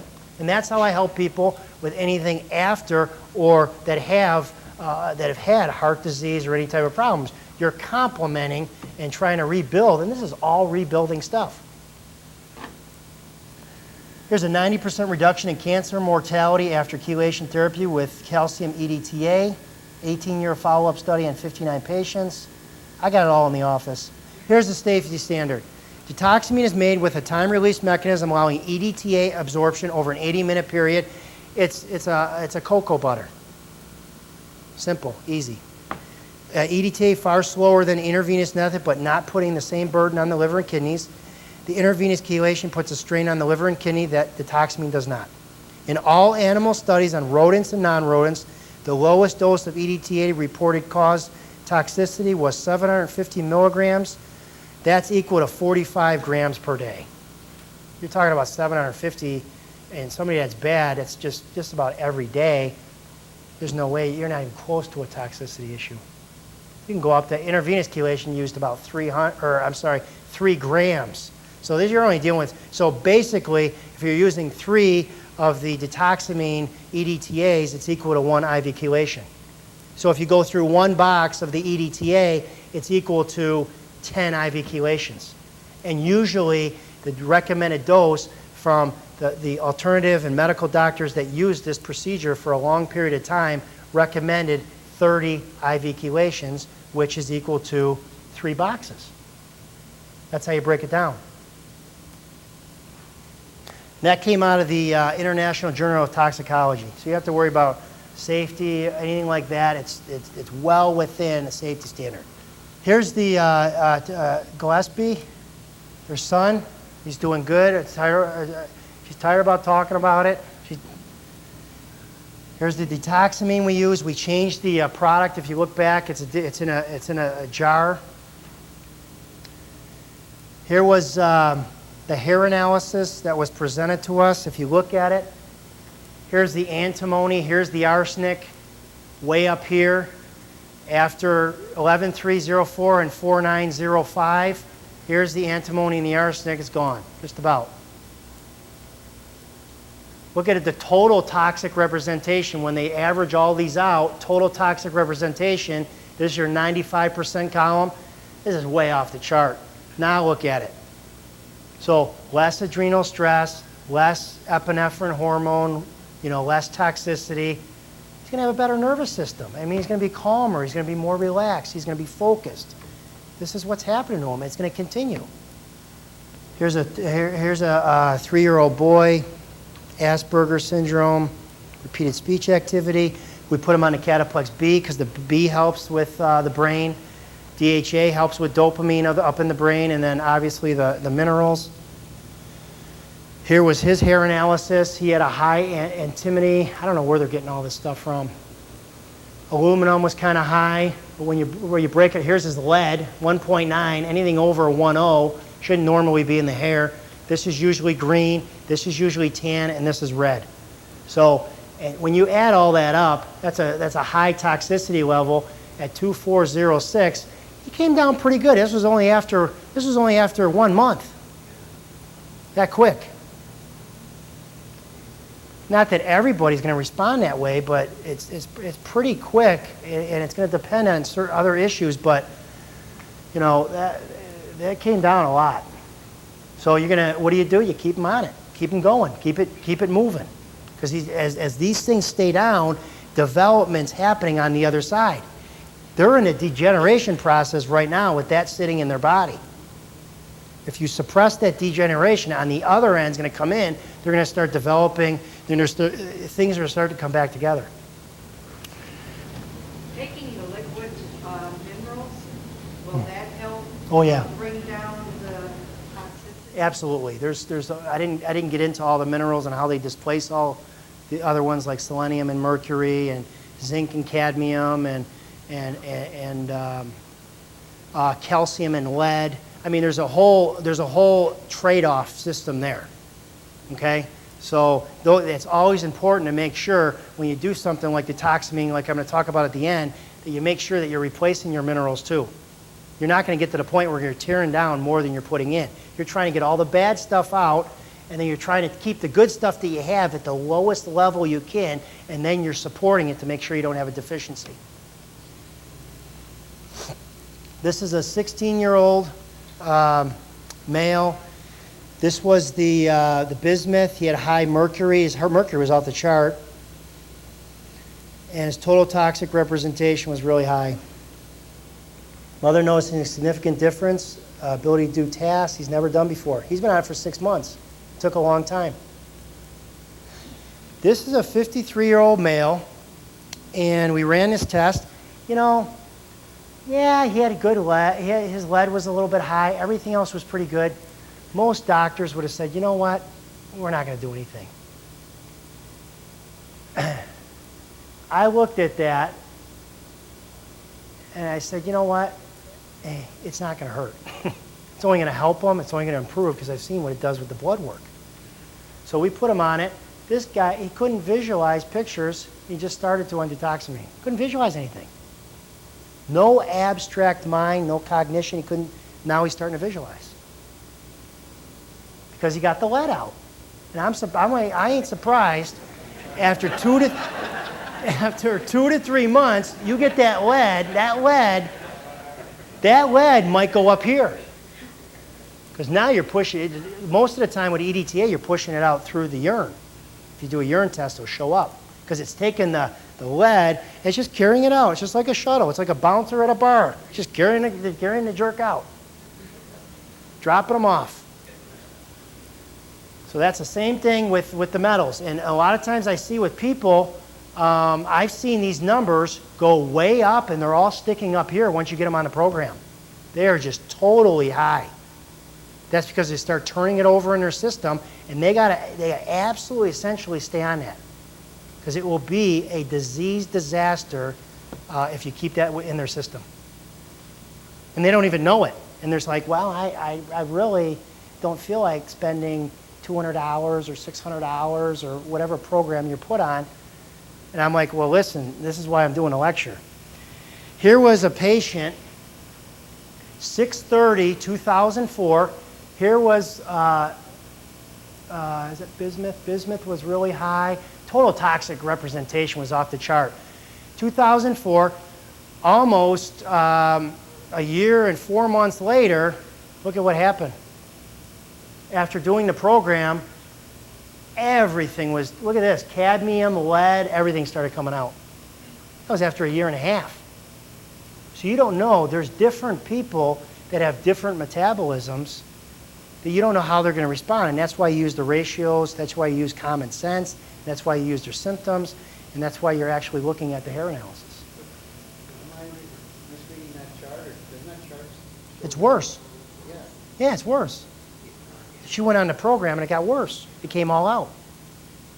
She started pushing it out through the tissue. And when you looked at it, she was actually a slow oxidizer, so until you push that, they're not going to show it. Because why? Their digestion shut down. You can't keep that in your system. None of these, with the cells and how electrical your body is, you can't keep any of that in your system. 6/30. Now, this is her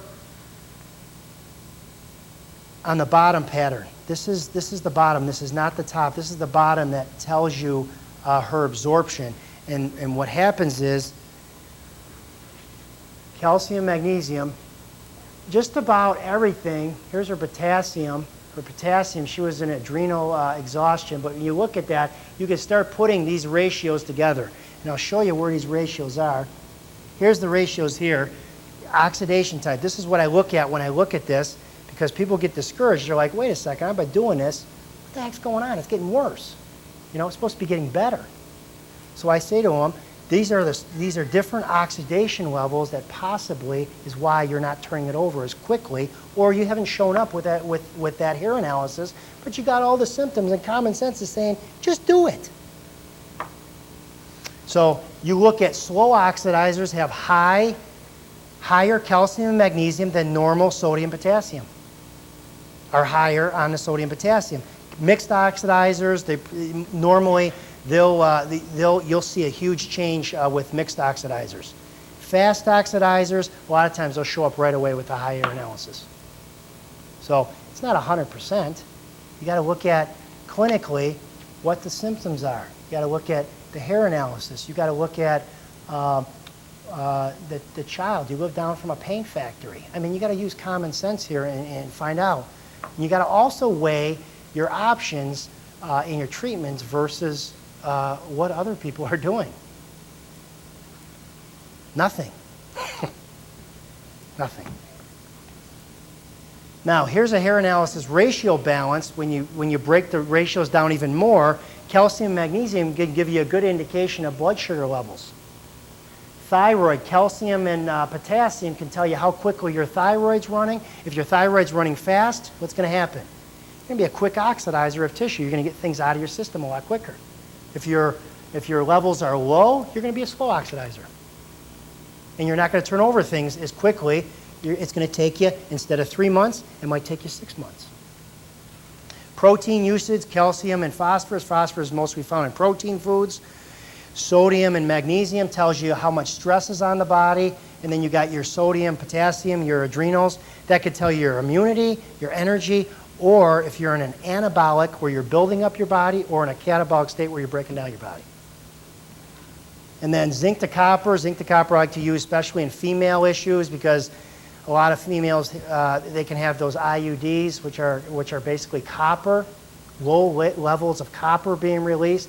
You mess up your copper levels, especially in females, you can cause schizophrenia, you can cause bipolar disorder, you can cause depression, crying spells. So zinc and copper is very important, and I see a lot of female issues, so I always look at that one.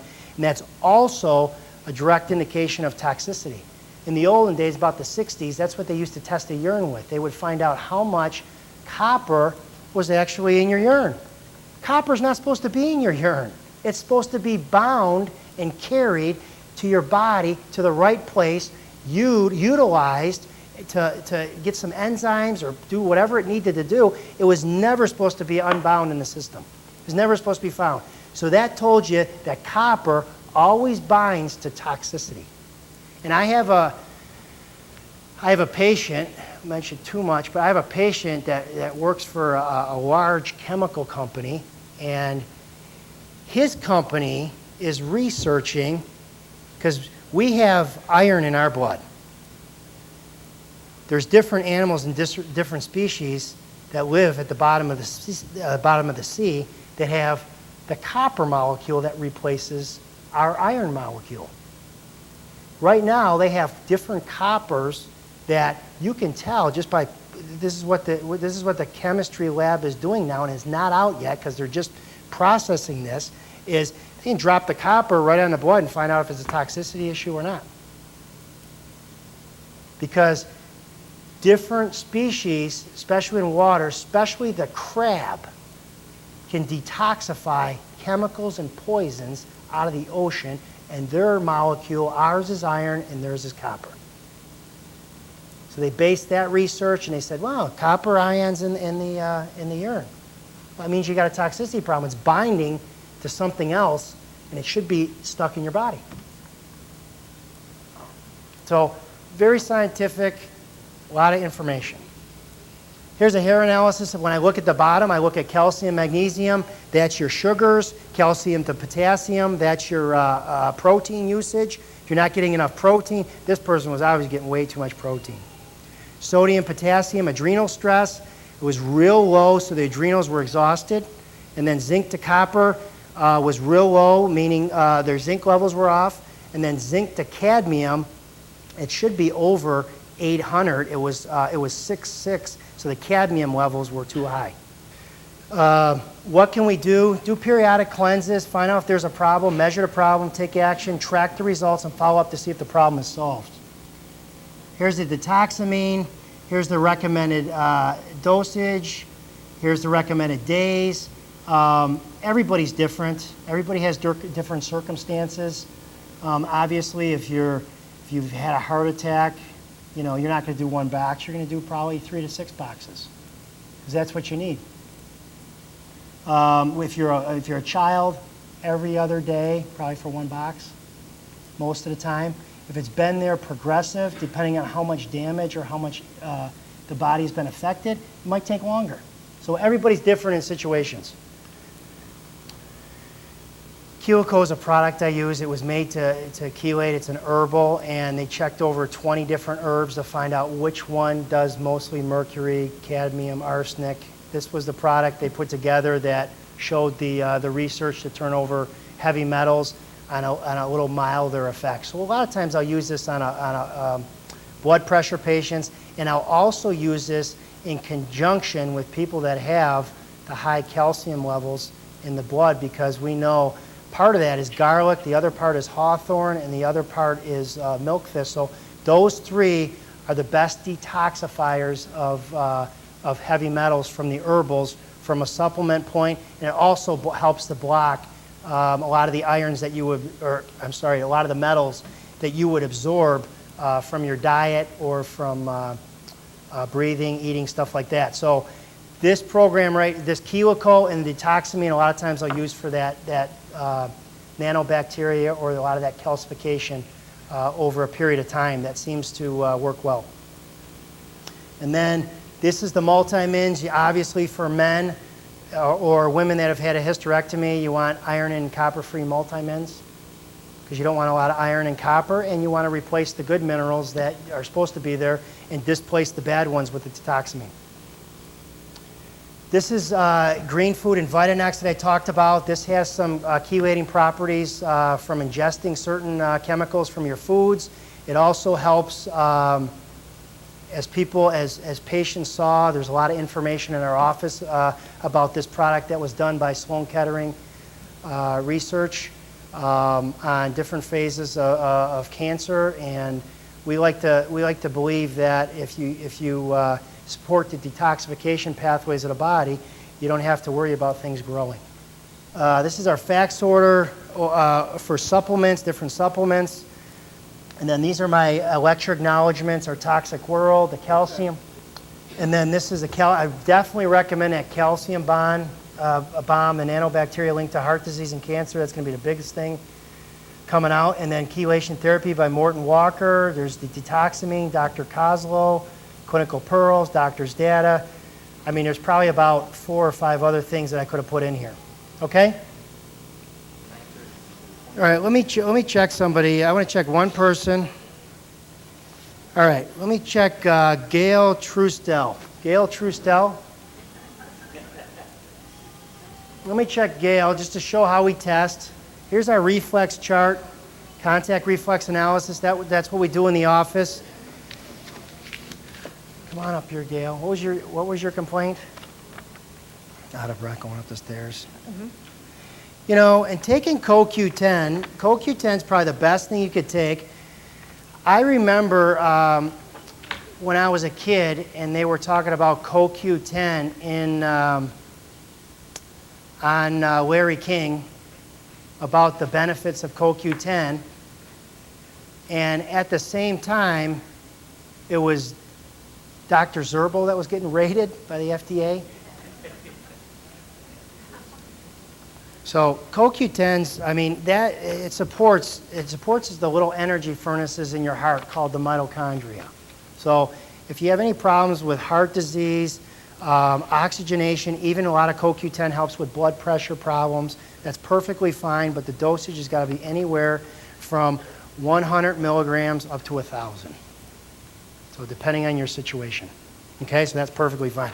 That would definitely help with breath and that, but let's check something else on you. All right, let's go through. This is my Catalan, my cigarette. Catalan cigarette. I don't have my apple.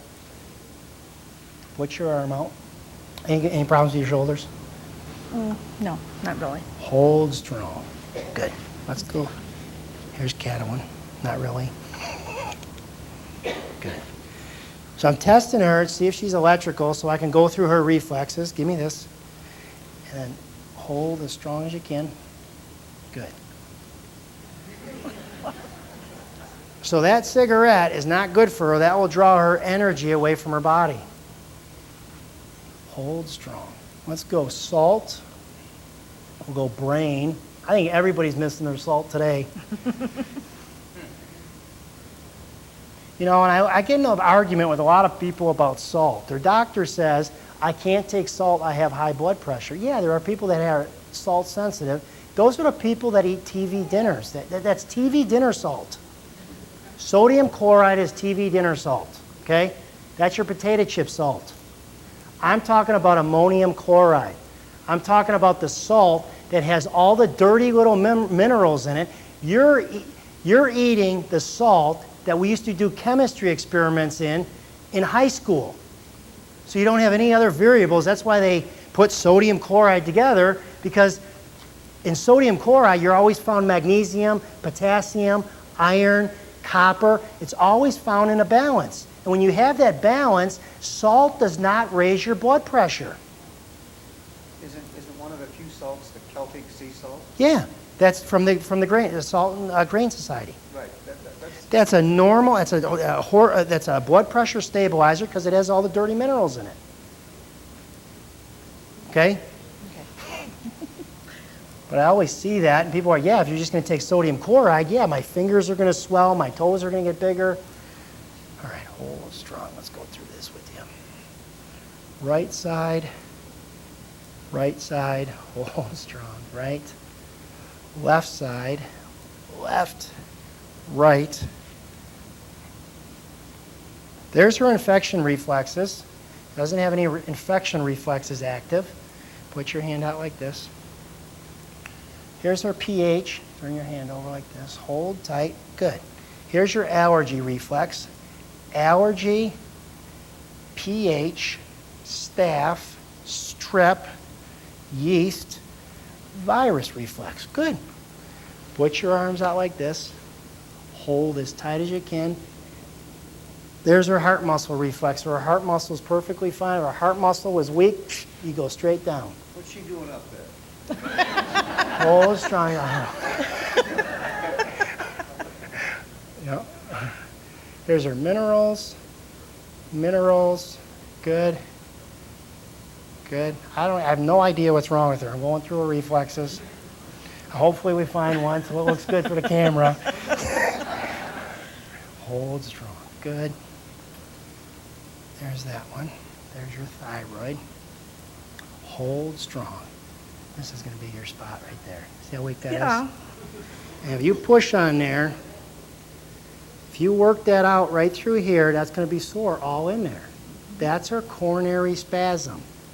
She's got a little coronary spasm. Those are all the superficial arteries to the heart, and those are spasmed. Hold strong. Positive, negative. So it's negative. So we got a chronic problem that's been going on for a long time. Shut that down. Now put your arms out like this. Hold strong. See what happens? Hold strong. You broke her heart. You broke my heart. Now, when you fix that angina,